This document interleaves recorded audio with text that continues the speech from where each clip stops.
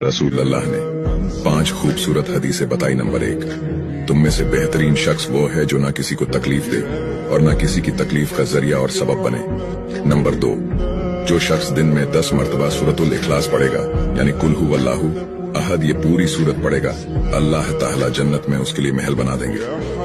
Number 3, जो शख्स हर फर्ज नमाज के बाद 1 मरतबा आयतुल कुर्सी पढ़ने का मामूल बनाएगा तो उसके और जन्नत के दरमियान सिर्फ मौत का फासला होगा, यानी वो शख्स मरते ही सीधा जन्नत में जाएगा।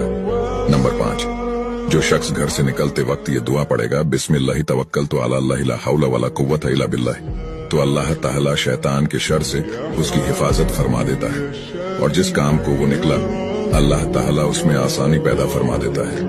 नंबर 5, रसूल अल्लाह ने फरमाया, वो शख्स हरा भरा रहे, हंसता खेलता रहे, जो शख्स मेरी हदीस सुने उसको महफूज रखे और उसको दूसरों तक पहुंचाए।